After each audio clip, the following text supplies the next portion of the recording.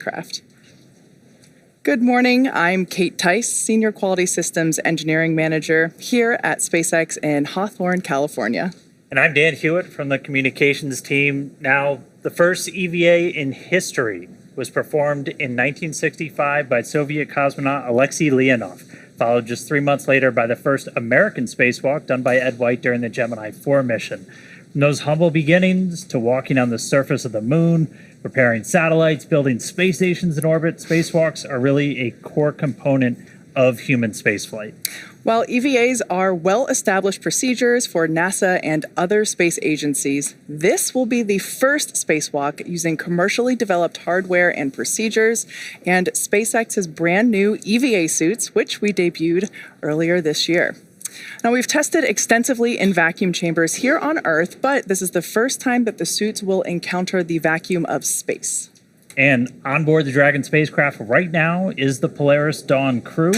Starting off, you got Mission Commander Jared Rook Isaacman, Mission Pilot Scott Kidd Poteet, and for the first time ever, we're excited about this, 2 SpaceX employees, Mission Specialist Sarah Cooper Gillis and Anna Menon, who's serving as the Mission Specialist and Medical Officer. 4 members of the crew have been orbiting Earth for 2 days since they lifted off from Launch Complex 39A at Kennedy Space Center on Tuesday, September 10th.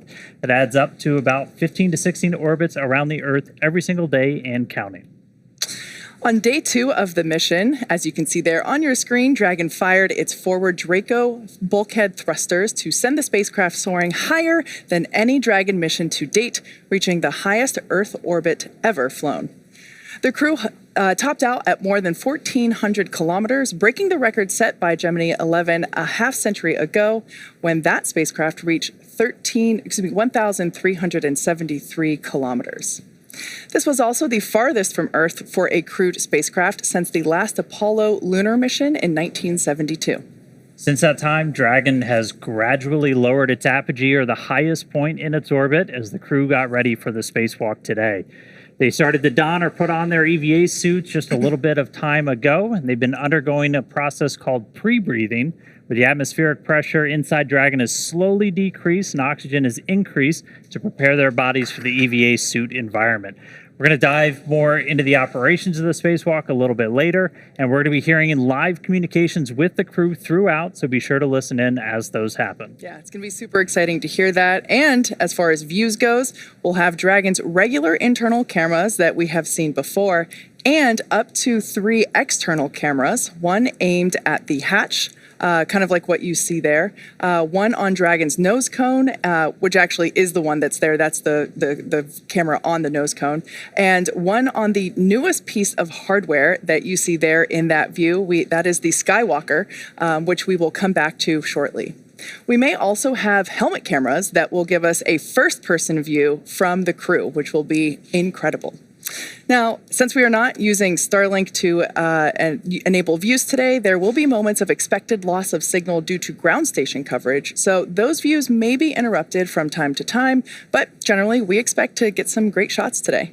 And as of right now, we're less than an hour away from the start of the EVA. For now, though, let's learn a little bit more about the mission and our crew. The Polaris program is a first-of-its-kind effort to rapidly advance human spaceflight capabilities while continuing to raise funds and awareness for important causes down here on Earth. Today's goal is to demonstrate critical operational capabilities that are going to serve as those building blocks to help further human space exploration. Polaris Dawn mission has a lot of first-time objectives, so the Polaris program chose a crew of experts who know each other so they can tackle this mission's challenges as a team. First up, Mission Commander Jared Rook Isaacman also served as the commander of Inspiration 4, the world's first all-civilian mission to space. Jared holds several world records, including 2 speed-around-the-world flights in 2008 and 2009 for the Make-A-Wish Foundation. He has flown in over 100 air shows as part of the Black Diamond Jet team, dedicating every performance to charitable causes. In 2011, Jared co-founded what would become the world's largest private air force, Draken International, and that trains pilots for the U.S. Armed Forces. In addition to his role as CEO of Shift 4, Jared is an accomplished pilot and astronaut with over 7,000 flight hours. Next up, mission pilot Scott "Kid" Poteet, who served as the mission director of Inspiration 4, and he goes by the nickname Kid, which is also his call sign. He's a retired U.S. Air Force Lieutenant Colonel. Kid served for 20 years in roles that included commander of the 64th Aggressor Squadron, Thunderbird No. 4 demonstration pilot, U.S. Air Force Weapons School graduate, operational test and evaluation pilot, and flight examiner. He's a command pilot with over 3,200 flying hours, logged over 400 hours of combat time, and following his Air Force career, Kid served in various roles, including Vice President of Strategy at Shift 4. Mission Specialist Sarah Gillis is a lead space operations engineer here at SpaceX, and she's responsible for overseeing our astronaut training program. She helped prepare NASA astronauts for the Demo 2 and Crew 1 missions, and most recently directly trained the Inspiration 4 astronauts. Sarah is an experienced mission control operator who has supported real-time operations for Dragon's cargo resupply missions to and from the International Space Station as navigation officer and as a crew communicator for Dragon's human spaceflight missions. In 2015, while studying at the University of Colorado Boulder, Sarah started an internship at SpaceX before moving into the astronaut training program full-time. And capping off the Polaris Dawn crew, mission specialist and medical officer Anna Menon, who serves as a lead space operations engineer here at SpaceX, where she manages the development of crew operations and works in mission control as both a mission director and crew communicator. During her time at SpaceX, Anna has led the implementation of Dragon's crew capabilities and developed critical operational responses to vehicle emergencies. Prior to SpaceX, Anna worked for 7 years at NASA as a biomedical flight controller for the International Space Station. She received her bachelor's degree in mathematics and Spanish from Texas Christian University and her master's degree in biomedical engineering from Duke University. Everyone on this mission certainly has the background, the qualifications you would want in your crewmates when you're going to space. That's clear. But let's take a moment now to meet our Polaris Dawn crew in their own words. Hi, I'm Jared Isaacman. I'm Scott "Kid" Poteet. I'm Sarah Gillis. And I'm Anna Menon. And we're the Polaris Dawn crew. I love this crew. I mean, all of them are just so hardworking, so smart. Kid Poteet over here is our mission pilot. Talk about a career in the Air Force, doing every job as a pilot that anyone would aspire to achieve. And having somebody who has been there before and can bring that perspective to our training, but also when we're on the mission is just so important. We are what we are as a crew because of you. You hold us together and you are always there. Glue. You are always there predicting what every person needs.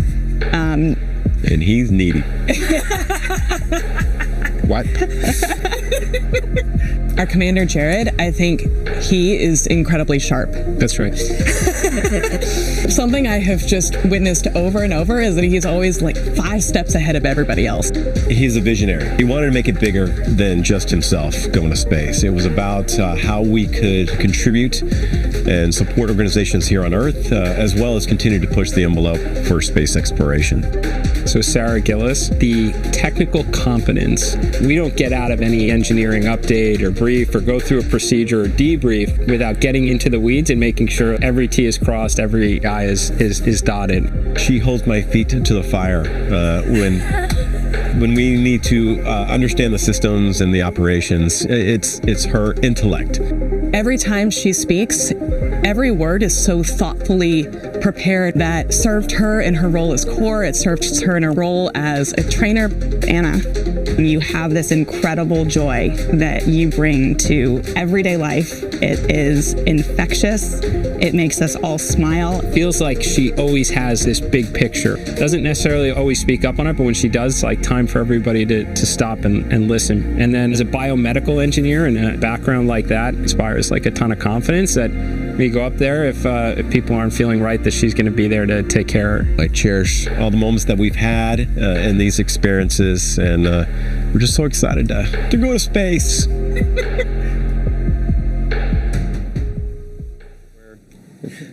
Now that you know a little more about the Polaris Dawn crew, let's recap the mission so far and what's coming up next.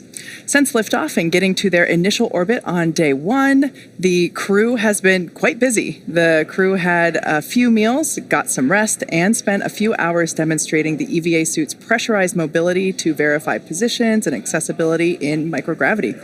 The crew also prepared the cabin for the EVA and, of course, had an opportunity to talk to their families and check in.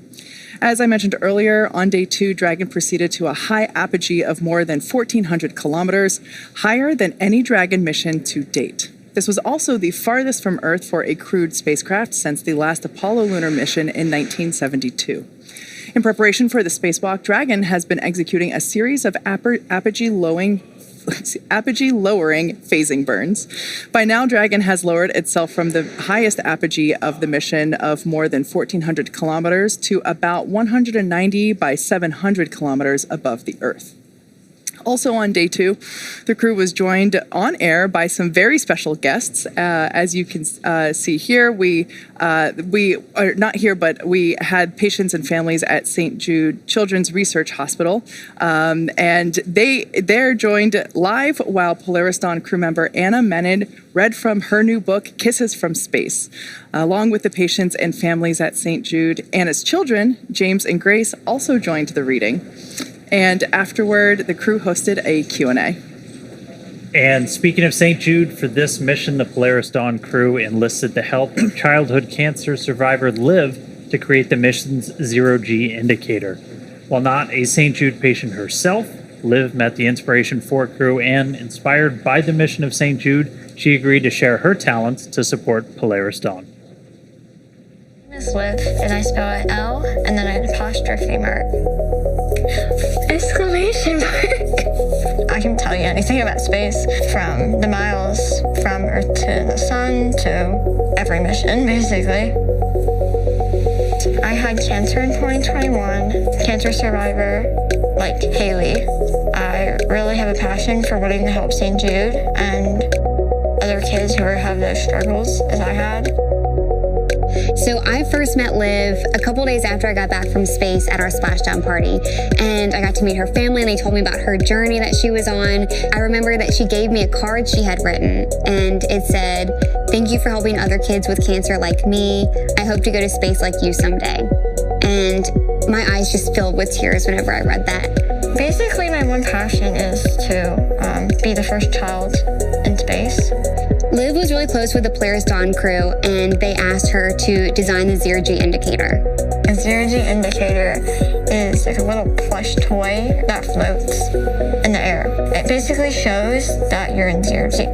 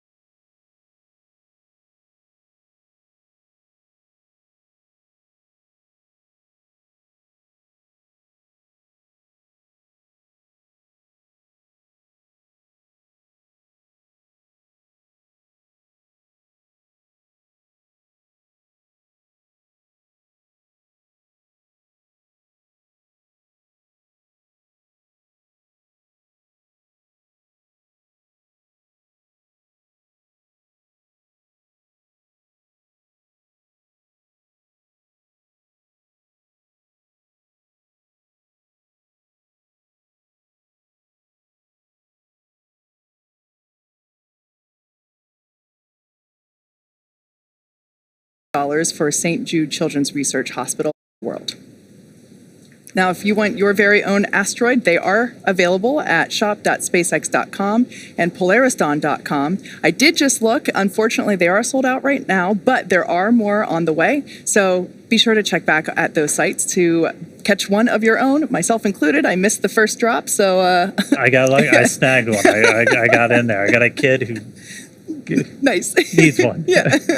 All right. Now, the first phase of the spacewalk, the preparation actually started just about 2 hours after the crew reached orbit. And this is when the pre-breathe process started. That's when the oxygen levels started to increase incrementally as the cabin pressure inside Dragon was started to get incrementally lower. The pre-breathe process is designed to decrease the amount of nitrogen in the body, which then reduces the risk of decompression sickness, which can happen as atmospheric pressure lowers. Protocols like this are used for any spacewalk done today and might feel familiar to anyone here on Earth that has gone scuba diving and done a decompression stop after ascending from a pressure in deep water back up to the surface. And to do all this, Dragon's just been slowly decreasing that cabin pressure. That allows the crew to acclimate each time the pressure gets lower.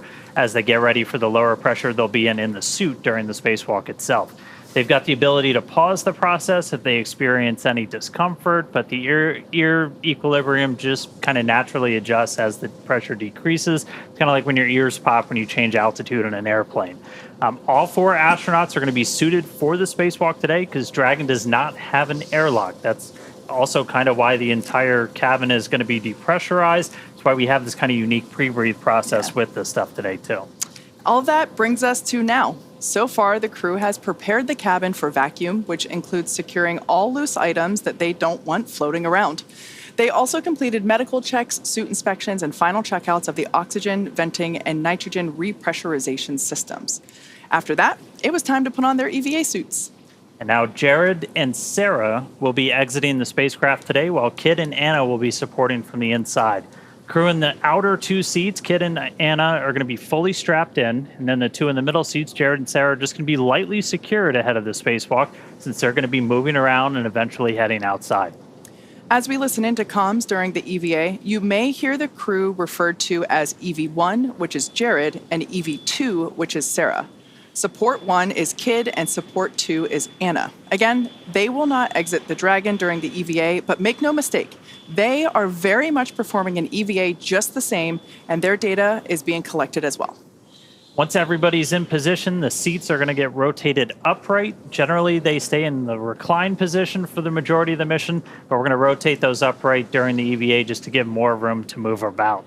After that seat rotation, the crew verifies that their heads-up display, or the HUD, on their helmet visors are turned on, operating as expected. This is how the crew will actually be able to keep tabs on the health of their suits, and they'll get some other stats of their suit operation during the spacewalk. And that will take us to the first official go, no-go checkpoint to determine if the EVA can proceed. After an operations brief from the SpaceX team, the crew will announce their go, no-go status, and then it'll be time for the spacewalk to begin. It's expected to last about 2 hours from the time that O2 begins flowing to the crew's suits until we complete the repressurization of the cabin. And just prior to we get to cabin venting, pure oxygen is going to start flowing to the crew's suits. That's when the EVA clock will start, so keep an eye on that. And this all gets followed by a suit leak check. We'll do the leak checks. Once those look good, Mission Control will start to vent the cabin, just removing the air in order to lower its pressure down until we can get to hatch opening. Next, Dragon will use its Draco thrusters to reposition itself so that the trunk is facing the sun. This will help keep temperatures, communications, and spacecraft power stable during the spacewalk. At this point, the crew should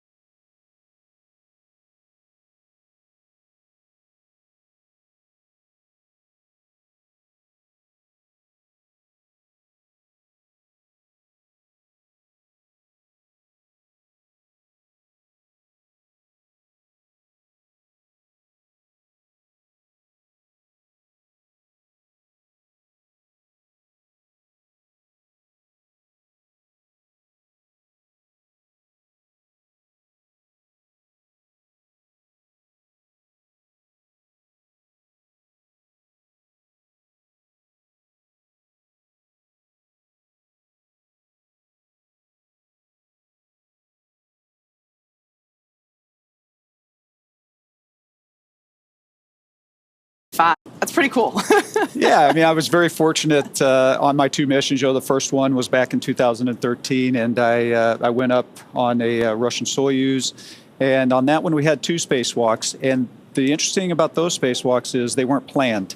They were what surprise. we call, they were a big surprise for us. Contingency spacewalk, and of course, surprises happen at Christmas because that's when we actually went out the door. Our second walk was on Christmas Eve. And that was pretty exciting to be doing a spacewalk as everybody was getting ready to celebrate Christmas down here. You guys were just helping deliver presents. That's right. That's right. And then your first flight was on the Soyuz, but your second one, you were the commander of Crew 1. I mean, that was obviously really huge for everybody here. That was big for me. I was there with you at NASA still. That was a huge moment. That was the first long duration mission to the space station on Dragon. And I mean, you really got to know Dragon probably more than anybody because you actually got to call it home while you were docked up there. That's right. I tell you, it was quite an honor to get to be a part of that crew, to get to command that crew, and it was a great, amazing group of people. Not only Victor, Shannon, and Suichi, but also everybody that helped get us there at SpaceX and at NASA. But yes, you're right, Dan. While we were on board, we didn't have enough crew stations, and actually, you can see a picture of where I slept while I was on board for that second mission, and it was actually quite comfortable.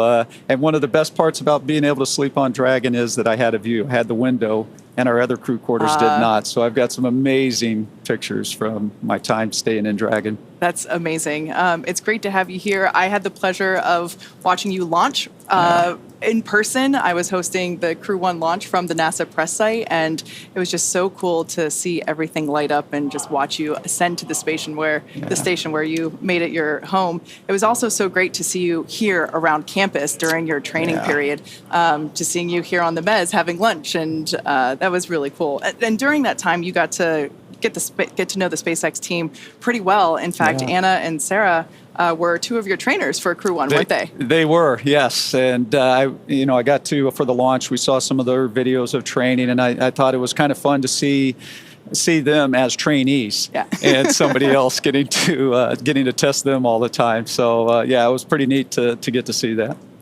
Switching it up a little bit because we're starting to get some views back from Dragon. We've been treated to some pretty spectacular stuff as we were, and we were out to 1,400 kilometers.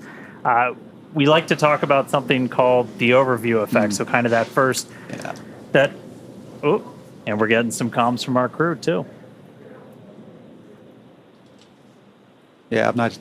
SpaceX Dragon radio check. Catch loud and clear, kid. Help me. Catching loud and clear.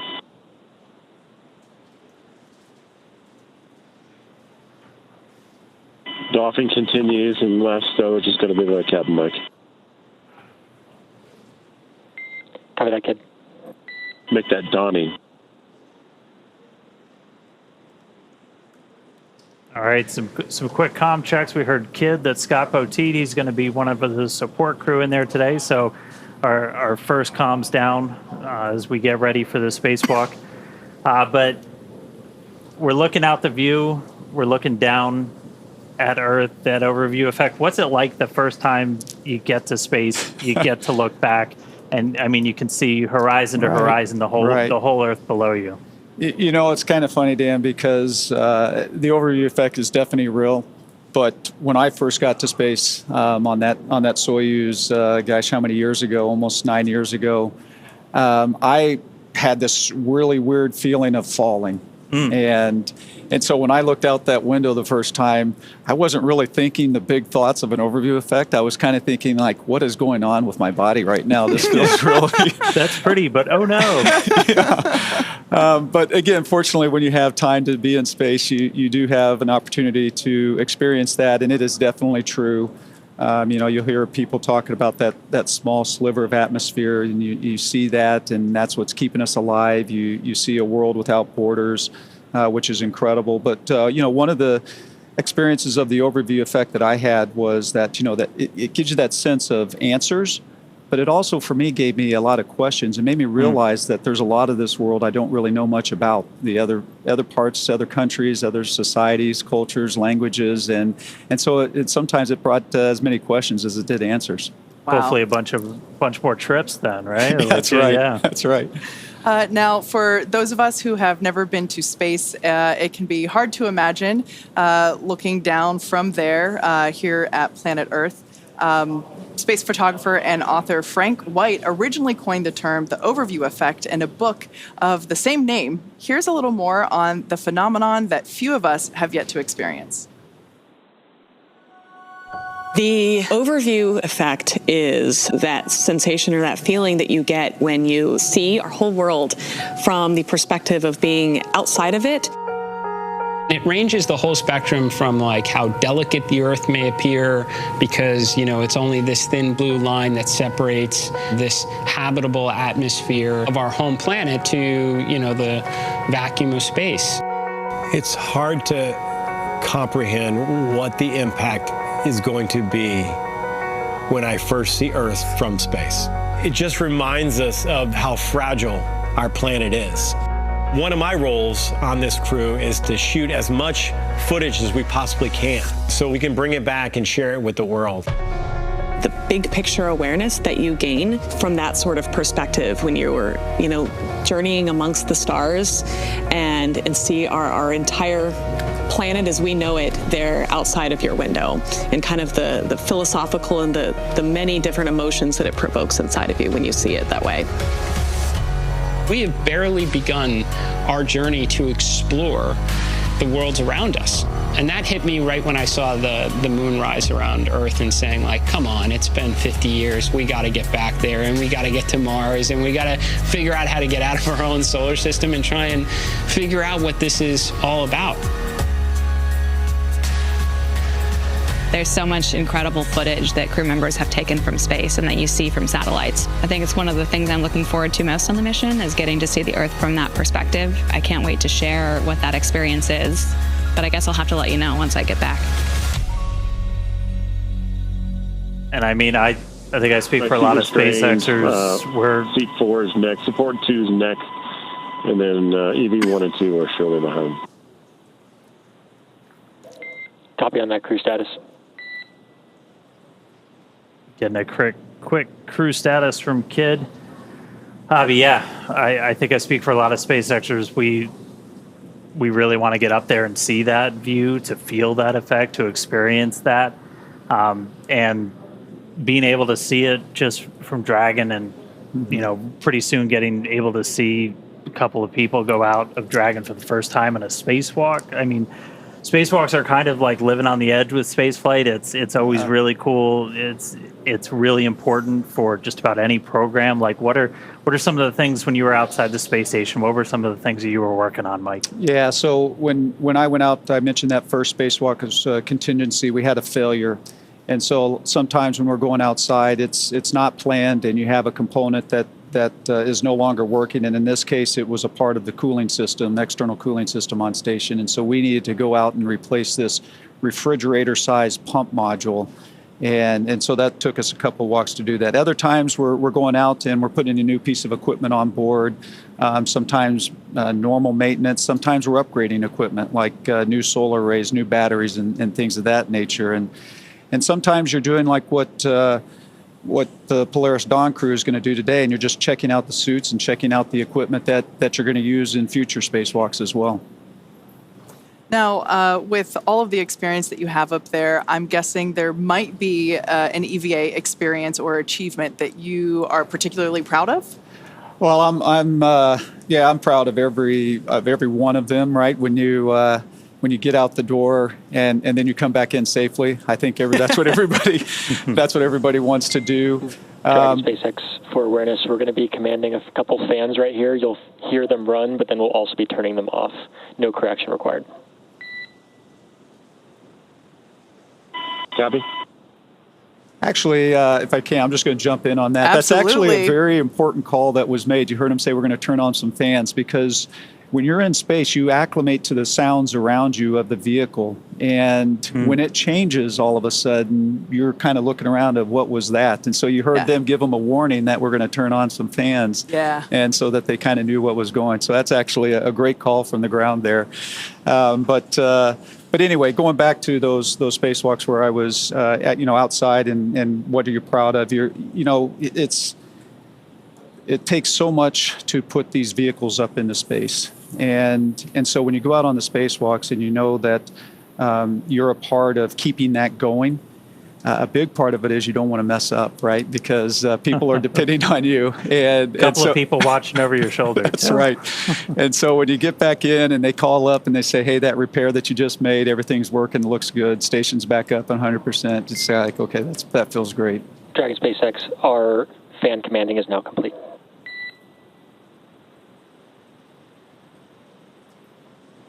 Copy, we see, sir. All right.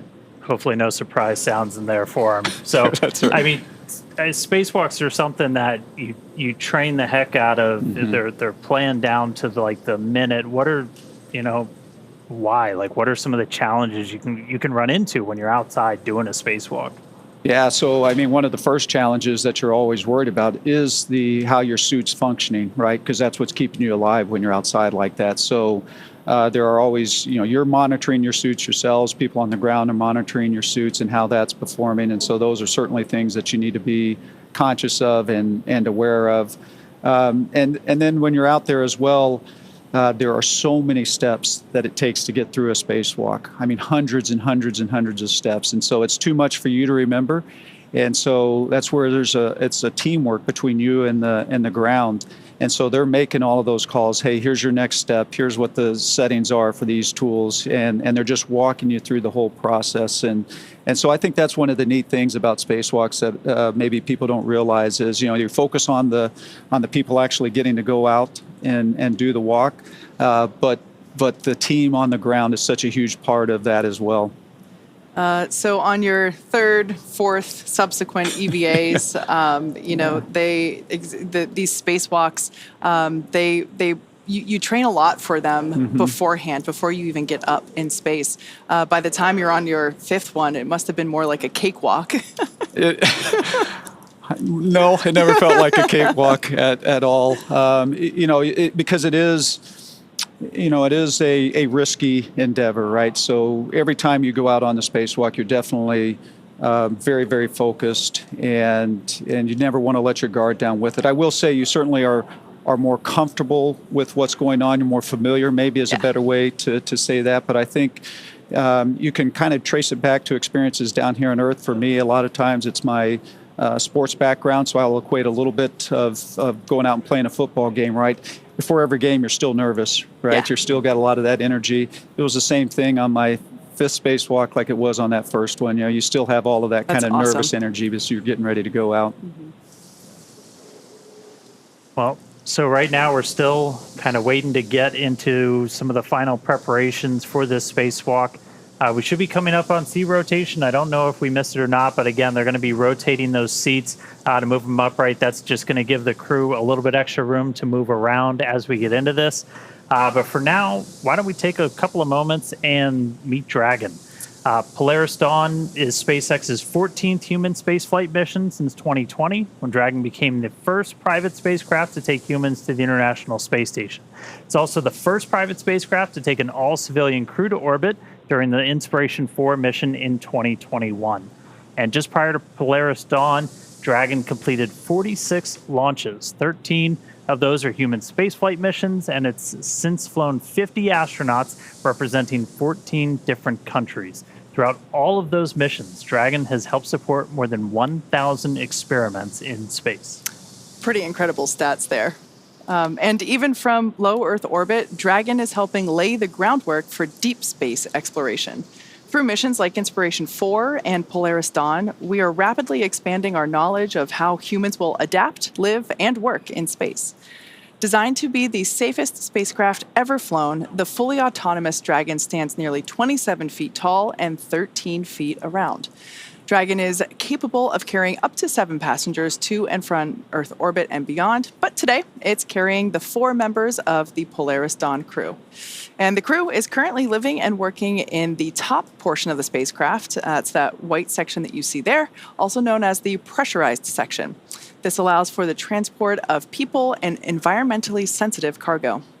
Below that, Dragon's trunk It sits right below the pressurized section that can carry unpressurized cargo on resupply missions, and it remains attached to Dragon until shortly before re-entry into Earth's atmosphere. And as you can see, about half the trunk is covered in solar panels. Those provide power to Dragon during the flight. The other half is the radiator. Dragon itself is equipped with 16 Draco thrusters. We got a really cool view of the 4 forward bulkhead ones firing earlier on this flight with lights on the Earth behind you. Those are used to orient the spacecraft during the mission. They also get used for apogee and perigee raise and lower maneuvers, orbit adjustments, and attitude control. For the EVA, the Dracos are going to be used to reposition Dragon so the trunk is facing the sun, and they're also there to be used for reorientation during the spacewalk if needed. In order to accommodate a spacewalk, this is the first Dragon to be outfitted with a Skywalker in place of the cupola observation dome. The Skywalker that you see there, looking up at it basically from underneath it. The Skywalker is a structure that is mounted to the top of the Dragon capsule, and the astronauts will use this to assist in exiting and re-entering the spacecraft during their spacewalk. The team also added additional nitrogen tanks to assist in repressurization of the capsule after the EVA. Another new feature on Dragon is the addition of a motor plus handholds and footholds inside the spacecraft to help with opening and closing the hatch during the spacewalk. This Dragon also carrying what we are calling the Starlink plug and placer, making this the first mission on Dragon to use the Starlink network in orbit. Inside of Dragon is a router connected to a user terminal in Dragon's trunk, and then this terminal is linked to a new plug and placer device that's mounted nearby. While we're not using Starlink for continuous coverage during this operation, we've been testing its ability to establish and maintain laser communications with our Starlink satellites there in orbit that are below Dragon. Dragon has proved to be quite a versatile spacecraft. It can autonomously dock